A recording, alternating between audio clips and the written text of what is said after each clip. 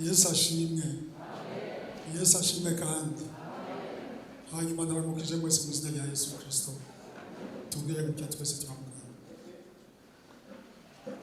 Kumbura yari abashitsi, je twanze Imana Janvier ngiye gusanga namwe ijambo ry'Imana kuri no mugoroba.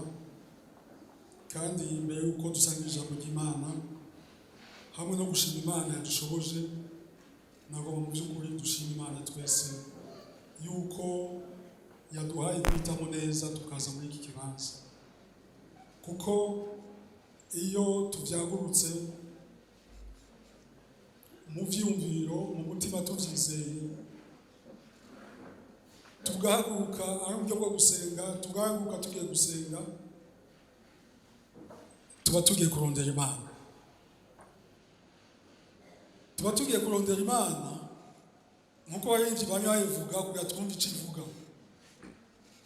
Mugabo kandi tutanabeshanye, kuko amajambo y'Imana igihe tuzokwagukirwa, Imana yivuze amajambo abarinzi bariko baravuga ati numve icyo ngomba ko Imana iriko iravuga iranaguhezagira.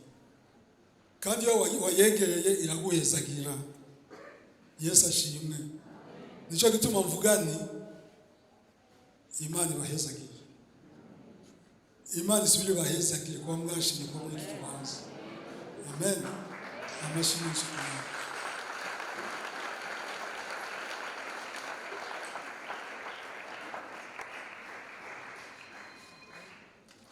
Imisi yose hafi imyaka 3 n'igice Kristo Yesu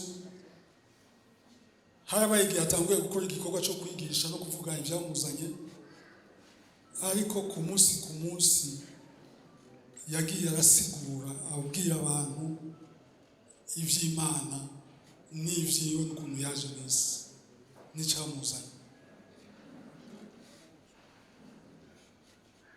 Natwe tumaze kwakira agakiza, kandi muramuvyumva yuko uwakira agakiza aba nk'umwana avutse. Ijambo ry'Imana rivuga ngo tuba tuvutse bwa kabiri. Hari ijambo rimwe tuba twumviye ijambo Yesu yahereye ko yigisha avuga ati mwihane. Tukizera, tukihana, ubuntu bw'Imana bugaseruka, muhemu yera akaza uko Imana ibigenza, tugahinduka tukitwa abana b'Imana. Ukaba utari ubizi, iyo ukijije gutyo ukaba umwana w'Imana ukavuka bwa kabiri, uba mu rugezo rw'umwana mutoyi. Mu vy'Imana no mu gakiza uba mutoya cyane. Ntibiraba imyaka wakire kwa gakiza, ntibiraba uko wangana n'ubunini bwawe, ntibiraba amashuri wize, ucika umwana wavutse bwa kabiri. Biratugomba rero ko tuza tukegera Imana nabo ishobora gukoresha kumbure bayimazemo iminsi, mvuge ntibakuze, kuko umwana arakura, twese twarabaye abana mu gakiza, muga twarakuze. Biragusaba yuko wegera abakuze mu by'Imana, hanyuma mugasangira amajambo y'Imana, ukumva amajambo y'Imana kugira ngo agukure ahantu agushikane ahandi. Nico gituma nk'ijambo turiko turiga muri uyu mwanya, muri iyi minsi 4 mu ndwi 4, kuva indwi twahereyeko gushika aho tuzohereza, dusanga mu butumwa bwiza bwa Matayo igice c'indwi ku murongo wa 24, ni ijambo rivuga kumva no gukora. Ngo uwumva amajambo yanje akayakora asa n'umuntu yubatse ku rutare. Ngo iyo umuyaga uje, iyo isuri isuriranye, iyo byinshi bije, iyo inkukura zije, ngo iyo nzu birayirengana ikaguma ihagaze. Amajambo meza atwibutsa yuko twebwe turi inzu Imana iza kubamo, inzu Imana iza kubamo, kandi ikaba inzu ihura n'ibihusi muri iyi si, ikaba inzu Kristo Yesu avuga aya majambo arashaka yuko tuba inzu zihagaze, zubatse neza ku rutare.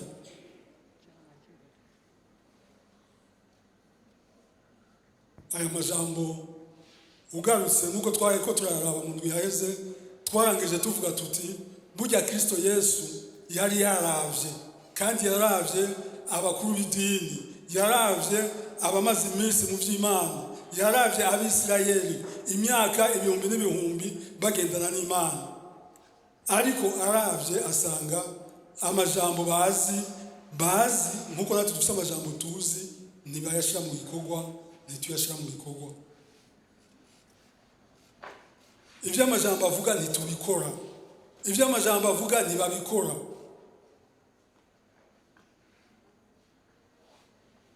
Aho yavuga ati muzobamenyera ku byo bama. Uyu munsi natwe turama, uyu munsi turama, kandi igiti cyose cyama canke gitewe kiraronka abakigendera, kikaronka n'abakiraba n'abakibona. Nyene igitarakibona, abaciye ku nzira bakakibona, abana bavuye ku ishuri bakakibona.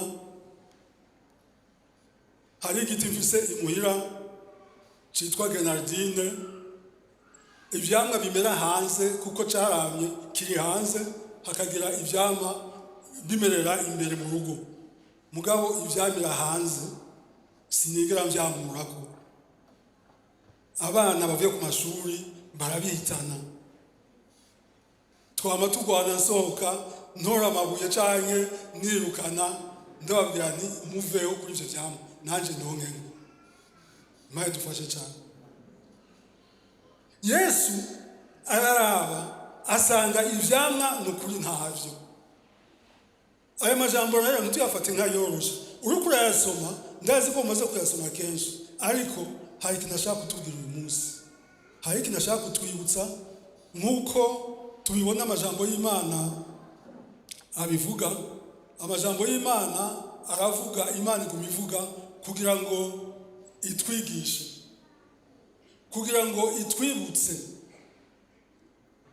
kugira ngo iduhanure, kugira ngo idutoze indero. Amajambo y'Imana akavugwa kugira ngo atwigishe. Yesu ashimwe cyane. Kandi uko asoma amajambo y'Imana arakubwira ati kwiga ntiguhera. Uretse nk'ibindi byo babimpanze, mugabo ndonse uburyo n'ubu noshobora ku ishuri aho mwari baje imbere akigisha. Mu buhinga tugezemo, kumbure umwigisha ari kure akigisha nanje ndi kure, mugabo ndabishoboye no kwiga, ko kwiga ntibihera. Imana ntiheza kutwigisha, Imana irafise icyo twigisha umwanya ku wundi, Imana irafise icyo duhanura ku munsi ku munsi, ntiturashika.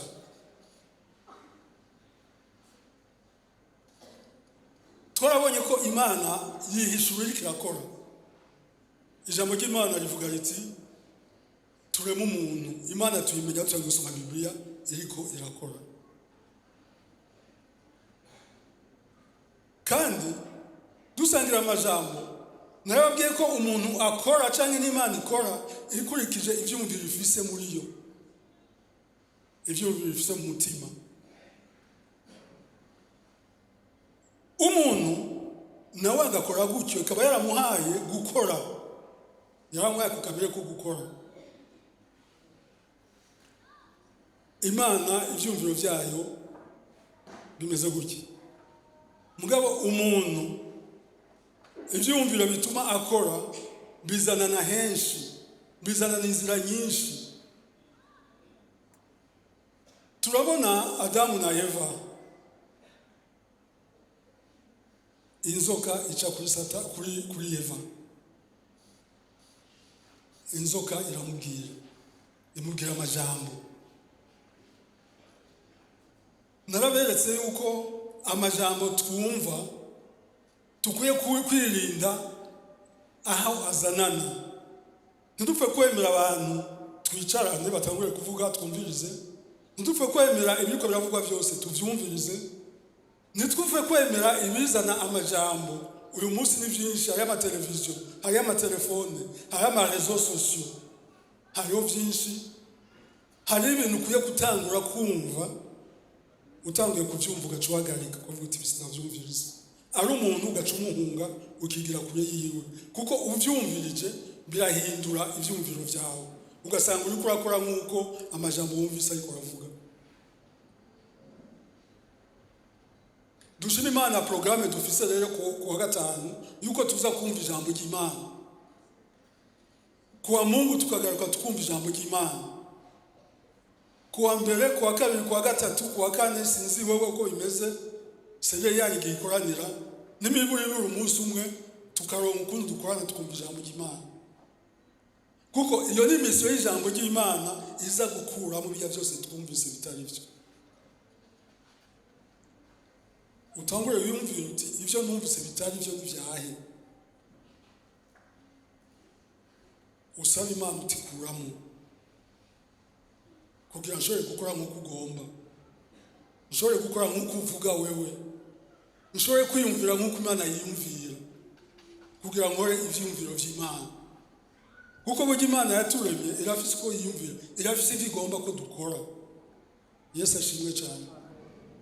Aho niho tubona akamaro k'ijambo ry'Imana, ko dutegerezwa no kuryumvira tukagira umwete. Aho mvuga ni kuryumviriza, tukaza kuryumviriza turi muhira tukaryumviriza tukayirondera muri Bibiliya dusoma. Turinde ivyumviro vyacu aho bizanana, kuko nivyo bidutuma gukora uko dutegereza gukora. Uko bimera kose rero dusoma ijambo ry'Imana tubona mu Itanguriro 3:9. Itanguriro 3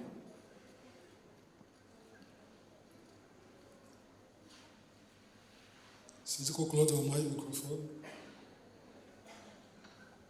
batarayimuha dusome.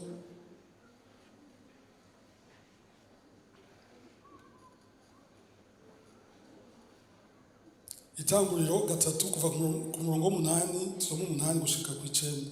Aravuga ati mbumva ijwi ry'Uhoraho Imana agendagenda muri iryo tongo mu gihe cy'akayaga ko kukagoroba. Uwo muntu n'umugore wiwe binyegeza mu biti byo muri iryo tongo, ngoraho Imana ntababone. Uhoraho Imana ahamagara uwo muntu aramubaza ati uri? Yesu ashimwe cyane.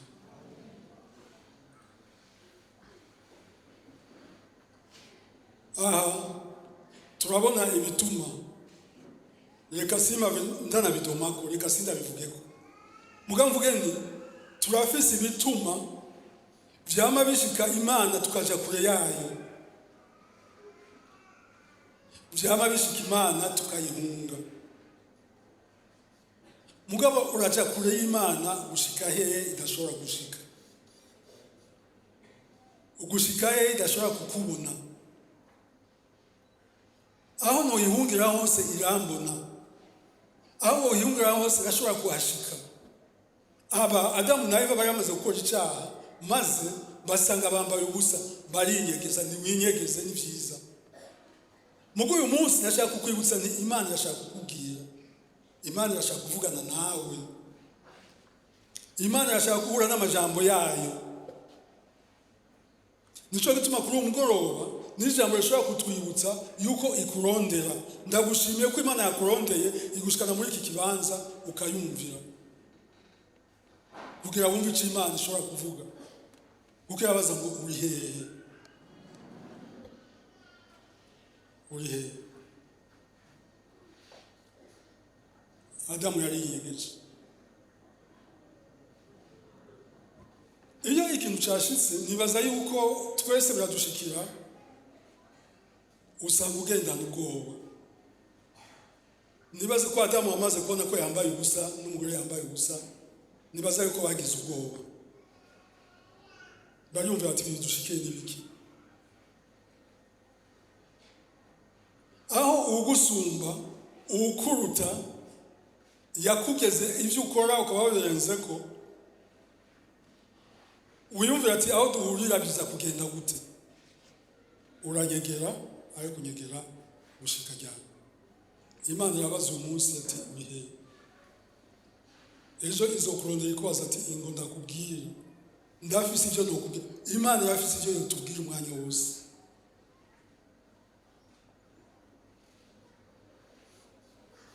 Nagomba ijambo ry'Imana rikora tubwira ati kumva no gukora, kumva ivyo Imana ivuze tukabikora. Nagomba hano dusomye hatwigisha, tuba tumaze kwasoma kenshi, muga hatwubake, haduye guhishurirwa ikintu. Kumura aho duhereza amajambo y'uyu munsi, tuze kubaza Imana ko twatahuye. Umuntu hano yari yavuye mu bwiza bw'Imana, hano umuntu yari yavuye kugendana n'Imana, yari yavuye kuba hafi n'Imana, yari yagiye kure y'Imana. Mugabo dufashanije mu guhishurirwa, aha yatwereka ubugombe bw'Imana, hatwibutsa ubugombe bw'Imana ko bwari ubwo umuntu kubana n'Imana, umuntu kugendana n'Imana. Imana iramanutse ku kagoroba iriko iragendagenda, hahandi babonanira, hahandi mubonanira, hahandi upfukamira.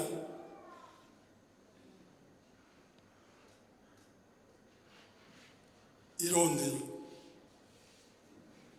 Kandi umuntu abana n'Imana arafise ukuntu aba ameze.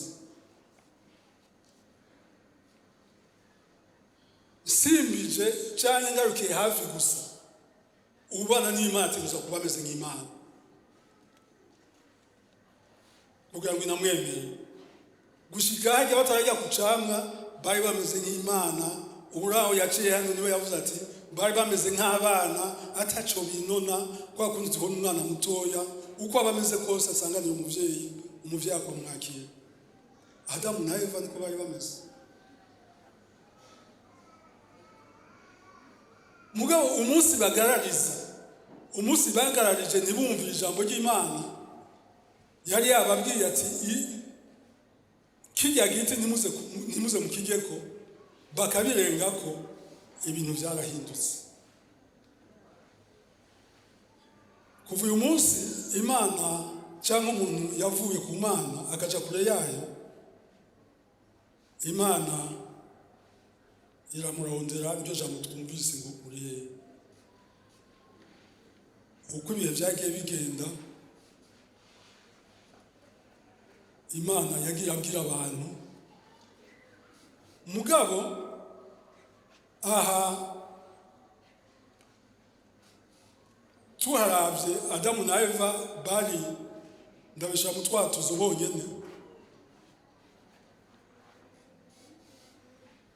biboneka yuko ko bagendana n'Imana, bari hafi y'Imana.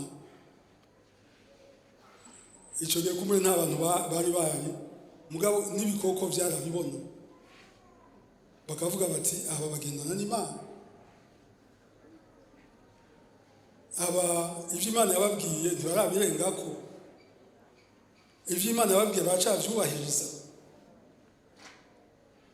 Kuva iki gihe rero bavuye ku Mana, bambaye ubusa, Imana irabarondeye, burira buraca ibihe bibisi bindi. Uko ibihe byagiye biragenda, Imana yagiye irondera umuntu.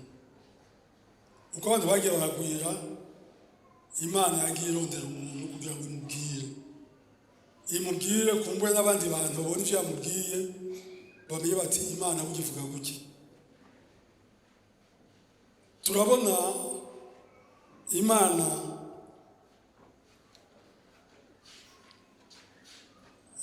Itanguriro 3:17, Imana isubira irondera Adamu.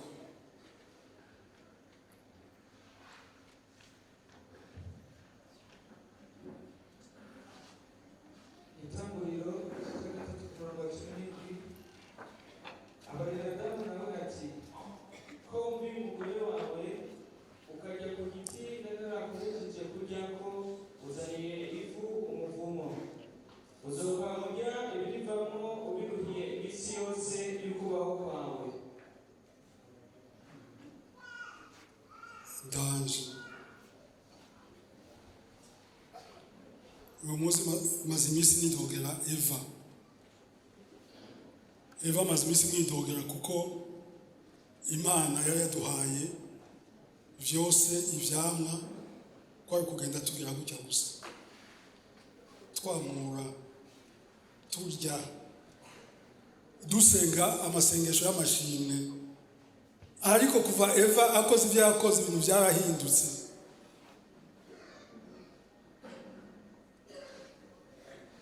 Imana irondera Adamu iramubwira ati ko ivyo vyabaye ko wamwumviye ewa nuzobira kuye bya bindi byahindutse. Ibintu byarahindutse gushika naho batacamura ivyamwa, gushika naho ivyamwa vyabaye bike, gushika naho ibintu byahindutse. Umwe uyu munsi iwawe ukarondera ivyamwa vy'ibirage, undi akarondera ibitungwa, uwarimye ibitunguru ntarime imyungu, ugasanga bose abantu barumvikanye babwiranye bati ubu ikintu tuzokora ni ugushiraho ikintu cyitwa amafaranga kugira ngo ivyo twari kwamura tuze turabihanahana turinze gutanga amafaranga. Imana idufashe cyane. Ndiko ndavuga Eva ko maze iminsi mwidogera amafaranga turavyuka tukarondera y'abagabo, si coroshe. Imana utagize Imana ngugwe sima bivuga ngo itaguhishuriye, kuko Imana iri hajya ngo iduhishurire. Kumbure kubera Adamu yumviye Eva, inzira Imana icisha ko amafaranga biratugora kuyatora no gutora izo nzira. Muga Imana irazihishura, mugo sanga we ntishuriwe undi arayishura. Amafaranga ni kibazo.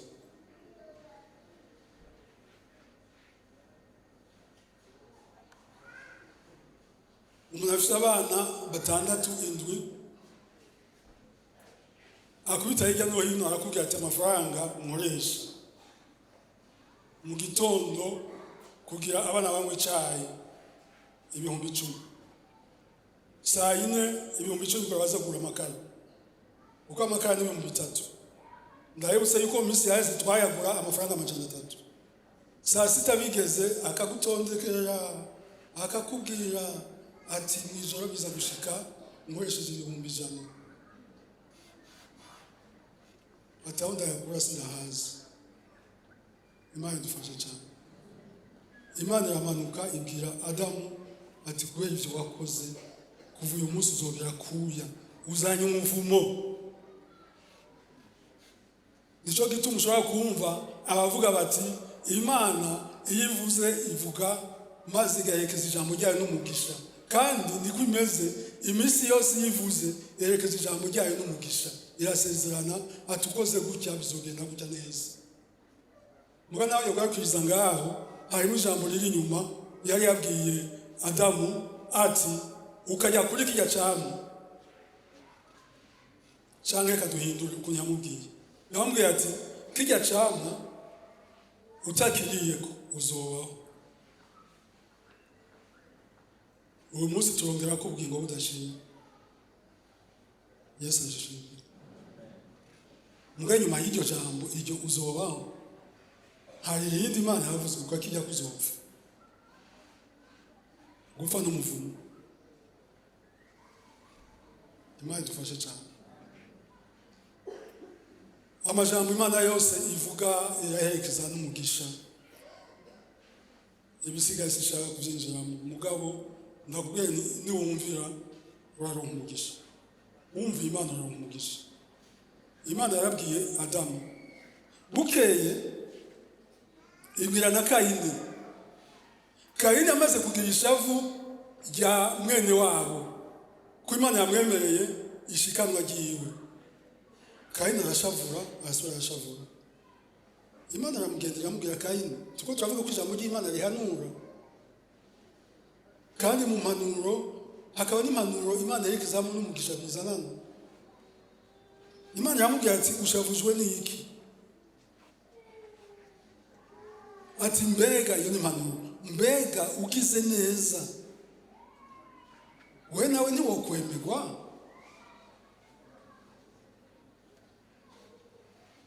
Hanyuma aramubwira ati utumviye icyaha gihunze kuvuga. Kandi iryo jambo rimaze kuvugwa ibyabaye kuri Kayini byarabaye narabibonye. Kubera iki umuntu atumvira? Kubera iki umuntu ashaka guhitamo kujya vyumvira akaba ariko ashaka kubikora?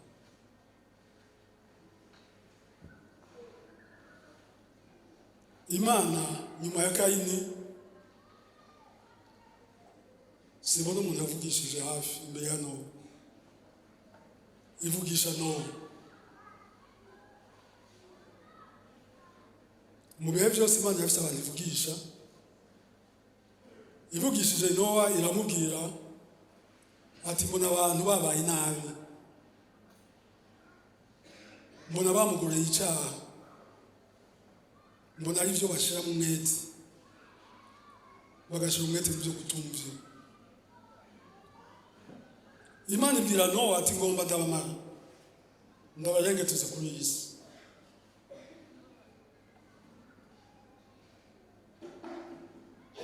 Hanyuma yejeje ibwira Nowa ati nubaza ubwato. Yesu ashimwe cyane.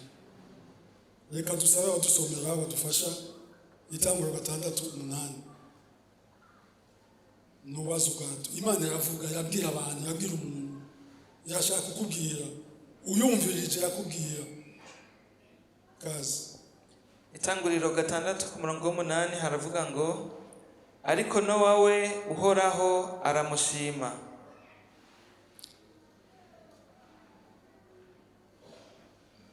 Uhoraho aramushima. Soma na 13 na 14. Imana ibarira Nowa iti ndamaramaje guherengeteza abari n'umubiri bose kuko isi yuzuye umujyano ku bwabo, nuko nzobarandurana n'isi. Wibanzira ubwato mu biti byitwa goferu, ubucuremo utwumba, ubuhome ishishi imbere n'inyuma. Yesu ashimwe cyane. Aya majambo turayumvise. Imana ibwira Nowa kandi ikubwiye burya iriko iravuga mu vyivuga arivyo uvyumvirije ukwiye gukora. Nkwiye gukora. Namye numvira Nowa kubera yarabikoze muga yatumvira aho byari kugenda gute. Mugabo twibuke ijambo rivuze ngaha ngo ariko Nowa we Imana iramushima. Hagati y'ibihe turiko turabamo, hagati y'ibihe Nowa yabayemo, hagati y'ivyo biyo hari abantu Imana yashima. Umwe wewe Nowa yaramushimye.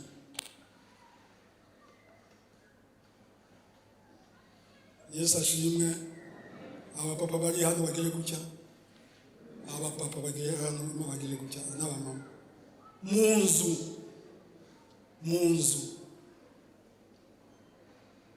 Ijambo ry'Imana ndivuga ko Imana yashimye abakazana ba Nowa, ndivuga yuko yashimye abahungu ba Nowa. Yashimye Nowa. Imana icerekeza umugisha abana ba Nowa, abahungu biwe. Iramusezeranya bazotabagwa, iramusezera abakazana bazotabagwa, iramusezeranira ko abo bose ari umugisha abonye yuko ataco bazoba.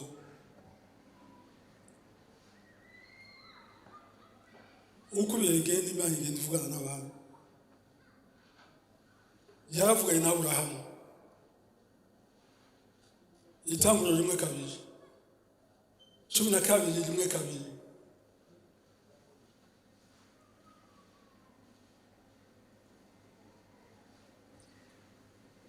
Uhoraho abarira Aburamu ati va mu gihugu cyanyu no mu bwoko bwanyu no mu nzu ya so uje mu gihugu nzokwereka. Nanjye nzoguhindura ubwoko bukomeye, nzoguha umugisha, izina ryawe ndarigire rurangiranwa. n'abandi bazogire umugisha ku bwawe. Yesu ashimwe. 22:2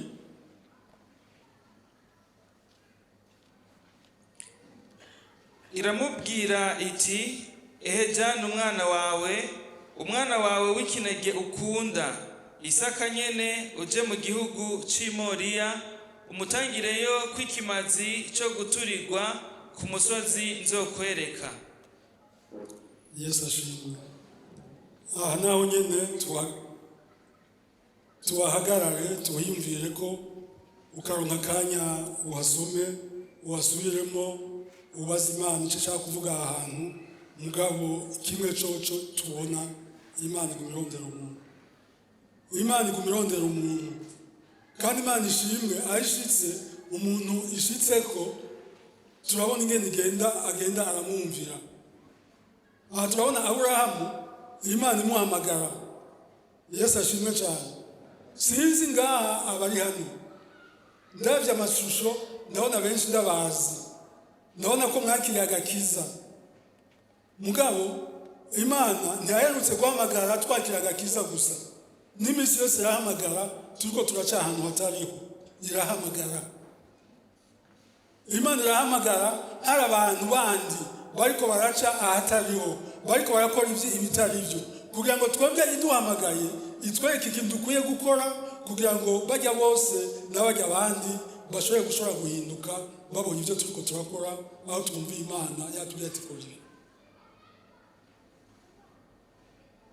Imana ihamagara Aburahamu iti, mva mu gihugu cyanyu, mva iruhande ya so na nyoko. Imana iramuhamagara ngo vayo. Yesu ashimwe. Hari ahandi Imana ishaka kudushikana ari uko twavuye ahantu turi. Wete kugutwi gusa wumve ko Imana iriko iravuga. Mbega aho hantu ivyo bintu Imana ishaka ko ubivamo kugira ngo ushikane ahandi hantu.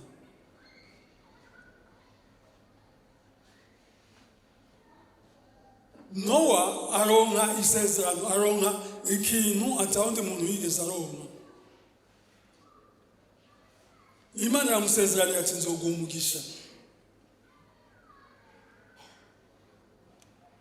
Uyu munsi iyo turiko turasenga ukaronka ugusengera akagusengera ati Imana ndakwatiye ko umugisha wa Aburahamu, ukomera amashi Imana uti ndose umugisha usumba indi migisha yose. Yesu ashimwe. Nimuronke umugisha wa Aburahamu. Nimwakire umugisha wa Aburahamu. Amen. Kuko umugisha wa Aburahamu n'umugisha uzengurutswe n'ubuntu. Ubuntu budasanzwe uzengurutswe n'ubwiza bw'Imana. Ku buryo aho yaca hose, aho yashika hose, ibintu vyishira mu kibanza kugira ngo amererwe neza. Nawe yasezeraniwe igihugu akaguma agicamo, mugabo agiciyemo yagicamo amererwa neza. Ukaba utarashika mu gihugu c'isezerano cawe, ukaba utarashika mu byo wasezeraniwe, mu vyo Imana yagusezeraniye. Ivyo ari byose aho uca uwaca amahoro.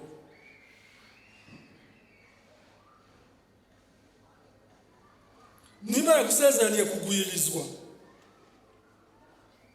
kuronka ibiboneka bifatika vyinshi, uzoba mutitsa itima nawe utarabishikamo uyu munsi aho uri.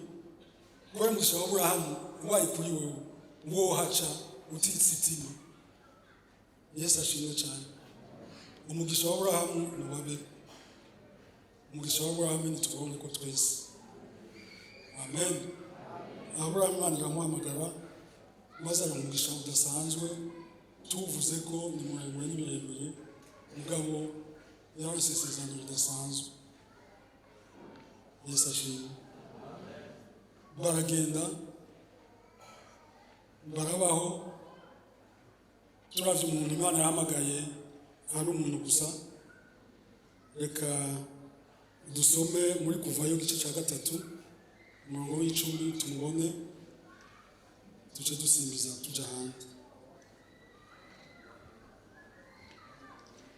igice cya gatatu kuvayo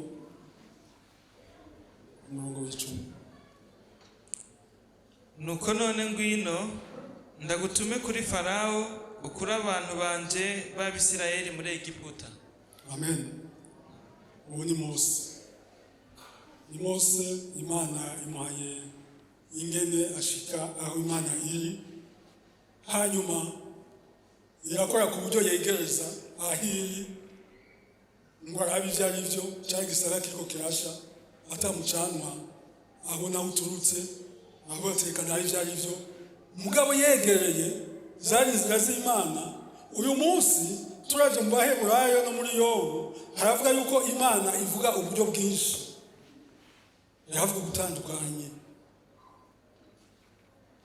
Nawe uvuga ni Imana irakurondera ngo uri hehe, wanse kumva uri mu ishengero, ijambo ry'Imana ariko ravuga Imana irakurondera, ikakurondera no mu byo ucamo, ikakurondera no mu buzima ucamo, muga ikakubwira.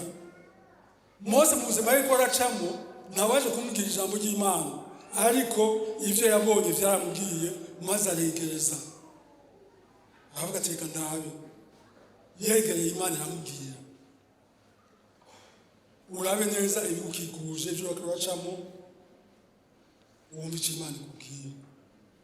Mose Imana iramubwira ati abantu banje numvise ugutakamba kwawo, ati none ngomba ndagutume ujeyo kuko ngomba kubatabara. Yesu ashimwe cyane. Kuvugana n'abantu umwe umwe nk'uko yari yatanguye kubana n'abantu umwe umwe hariya muri Edeni, tubona ngaha bitanguye guhera. Biratanguye guhera kuko Imana ikabwira Mose, imubwira ati hariho abantu banje nshaka ko baza, hariho abantu banje nshaka kuja kubwira Farawo kure baze kunsenga, baze gutanga ibimazi, bave hariya baze, none ndashaka kugutuma kandi ndagutumye. Mose yavuganye n'Imana ibitandukanye, Mose yarumviye, Mose yaragerageje kwanka, Mose yaragerageje gutanga ibituma Imana iriko iravuga, nkuko wowe nanje twatanze ibituma igihe kiraho, nkuko wowe nanje umunsi dushobora gutanga ibituma byo kuvuga ati Imana ivyo kurambwira mbona mengo sivyo nshaka gukora. Muga Mose amaherezo Imana aramugondoje, iramubwira ati ivyo ushaka byose ndabiguha, ariko genda. Mose yaragiye. Kuvayo 15 25.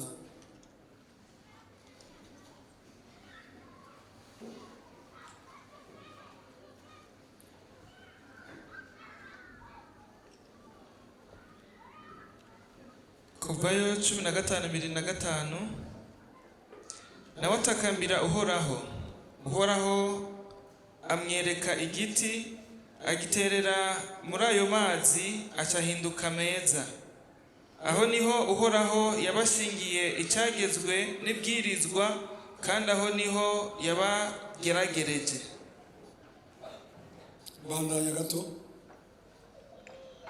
Arababarira ati nimwagira umwete wo kumvira Uhoraho Imana yanyu, mugakora ibitunganye mu nyonga ziwe, mukumvira ibyagezwe vyiwe, mukitondera ivyo yihanikirije byose, ngo nta ndwara azobateza nk'izo yateje Abanyegiputa, kuko ari we Uhoraho abakiza indwara.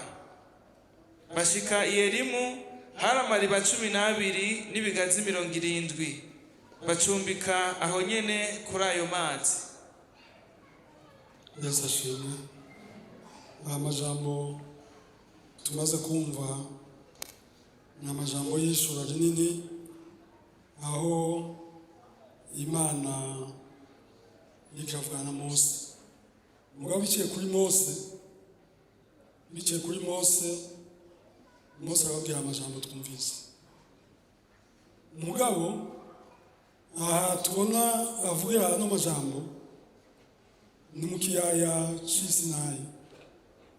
Muri ico kiyaya bahejeje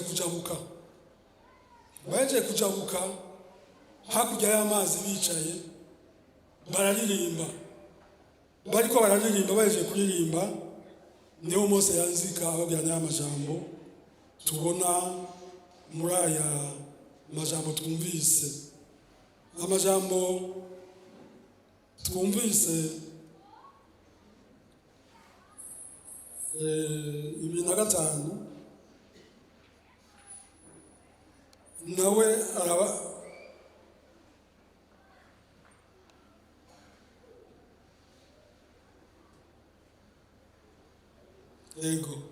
nawe arababarira ati nimwagira umwete wo kumva Uhoraho Imana yanyu mugakora ibitunganye mu nyonga ziwe mukumvira ibyagezwe vyiwe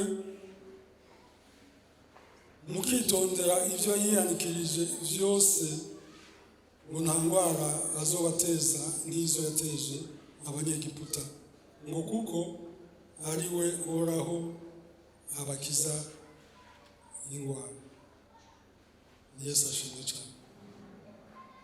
Aha rero duhishure, aha rero turatanguye kuja mu ijambo ry'Imana rijya rivugwa hariya haye ngo kumva no gukora. Wumvise amajambo y'Imana, kuko hari igihe ushobora kwicara ukibaza ati burya amajambo y'Imana tushobora kumvira na yahehe. Ubunyarukije azokubwira ati hari ibyagezwe by'Imana, hari ivy'Imana yageze, kuko mu by'ukuri amajambo Imana ivuga igashiramo ivyo tereza gukora burya iriko iragira, kuko ivyagezwe biva ku ijambo kugera. Imana iratugera, Imana iratubwira ikatugera, ikatubwira ati ikimugikoze bigenda gutya, ikimugikoze mumererwa neza. Ndabibutse yuko umuntu si umuntu wenyine Imana ibwira canke igera. Imana n'ibiremwa vyayo yarabigeze, irabigera uko bitegerezwa kubaho, uko bitegerezwa gukora, kandi ivyo abantu bateza kuvyubahiriza. Imana yaragenye izuba n'ukwezi ukuntu biteza gucanira no kwakiriza isi. Imana ugiye kumanuka aha mu itanguriro urabona ukuntu yagenye abantu, ukuntu n'ivyo yaremye vyose.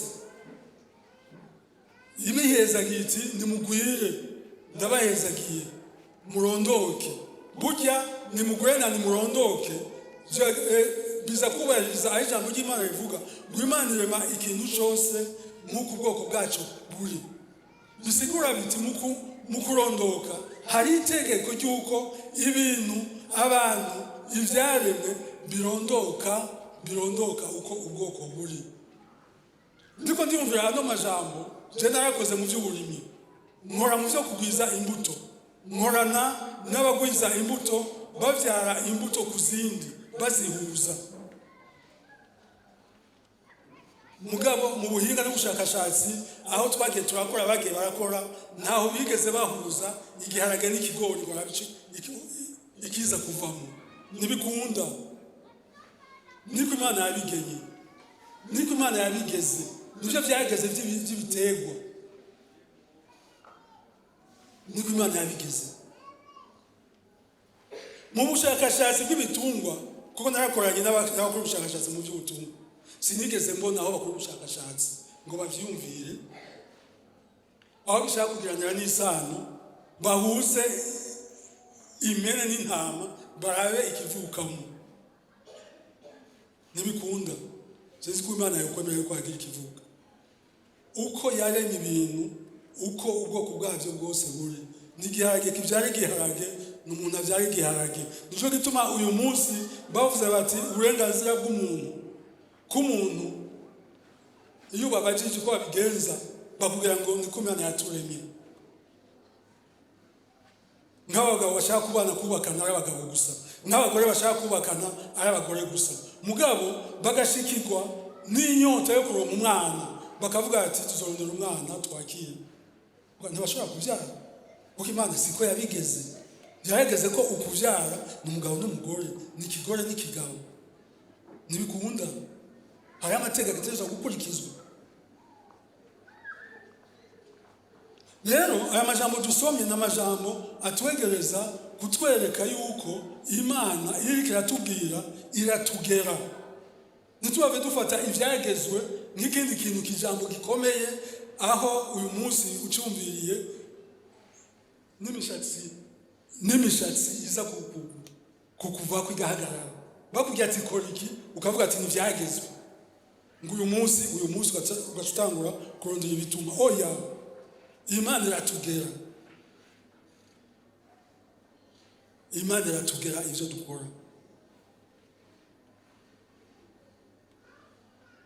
Yesu ashimwe cyane. Imana iratugera ivyo dukora. Iyo itugeze iryo jambo kutubwira ati iki kigenda gutya, iki gikorwa gutya, ivyo mu Kirundi bivuga ngo ntivyagezwe. Niryo jambo narondeye aha kugira ngo turironke. Mose bashitse hakurya cyane ngo kubabwira ati burya ivy'Imana uko umuntu abana n'Imana uko dushitse ino bitanguye biraheze ivyo umuntu ku wundi. Ivyo ku Imana irondera umuntu, Imana izoturondera turi hanga. Ubu rero kuva uyu munsi nitwumvira nimwumvira nimwitondera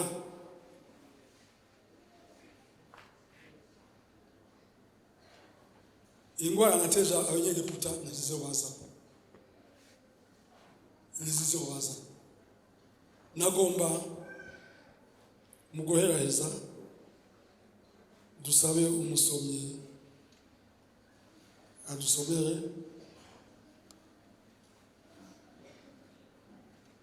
igitabo cya mbere cya Samweli, igitabo cya mbere cya Samweli igice cya 15.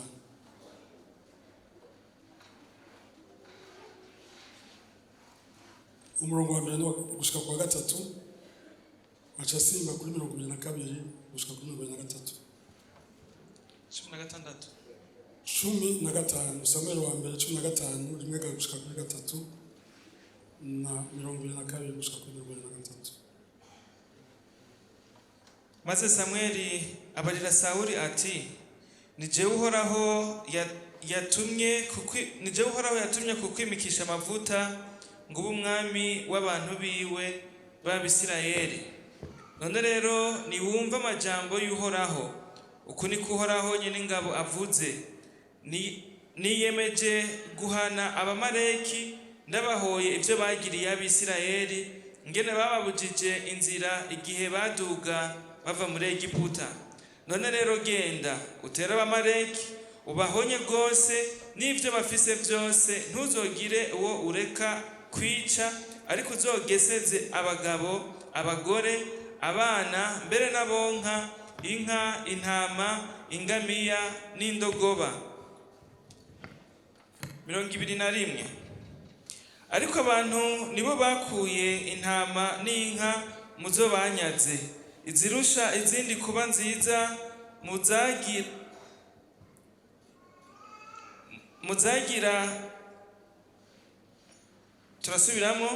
Ariko abantu nibo bakuye intama n'inka muzo banyaze, izirusha izindi kuba nziza muzagira zigesezwe, ngo zizobe izo gushikanira Uhoraho Imana yawe kubimaze ngaha i Gilugari.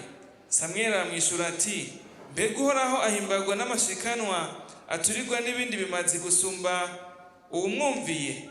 Erega kumvira gusumba ibimazi no kugamburuka gusumba ibinure vy'imfizi z'intama. Yesu ashimwe. Reka turangirize kuri iryo jambo. Hajya tuvuye Mose n'Abisirayeli bashitse hakurya akababwira amajambo twumvise, turabona batanguye kugenda Imana iberekeza aho bategerezwa kuja. Mbere sahandi bariko baraja ku musozi Sinayi. Muri uko kugenda barahuye n'ibyago byinshi, barahuye n'ibibazibira byinshi, barahuye n'ibibagerageza byinshi. Baragerageje no kubura amazi, baragerageje no kugira inzara, aho bavuga bati watuzaniye iki kandi aratwara dufungura, duhe indya. Imana irabaha mani, Imana irabaha inyama, Imana irabaha amazi, Imana irabaha igitandara bakubitako amazi akaza, Imana irabamara inyota. Mugabo mu byo bagiye barana navyo byabagerageje, barahuye n'Abamaleki. Ihanga basanze mu nzira rirabazibira ati nimurengana. Imana iravuga ati Abamaleki andika, fata igitabo uvyandike. Ibwira Mose, aba nzoherengeteza izina ryabo mu bariho ku isi. Bukeye bashitse ibihe byarabaye, ibwira ku mwami w'Abisirayeli wa mbere, ibwira Sawuli ati abamarayike ndagwagurukije ugende ubatere hanyuma ubamare. Mugabo uko yababwiye aza kugira niko yabigize. Abamarayike yarabateye, mugabo ntiyabaherengeteza. Agira abo asize kandi afata mu kubasiga arongera n'ivyitwazo, afata ngo vyiza ngo abizana aza kubishikiranira Imana. Mwene data, Imana ivuze reka kurondera urwitwazo, reka kurondera izindi nsiguro uvuga uti Imana ngize gutya Imana iza kubibona gutya. Imana irafise igituma ikubwira ati kora kujya aya. Sawuli bwarakeye ubwami bwiwe arabuta, buramuvako uko yanse kumvira, ngo yazanye ibimaze ku Mana. Imana aravuga iti ibimaze sivyo nkunda, je nkunda ko kumvira. Nagomba udusengaze kudufasha dusengera ivyo kumvira, kuko nivyo bihimbara Imana mbere yuko himbara n'ibimaze. Imana ibahezagire kandi isohezagire ijambo ryayo.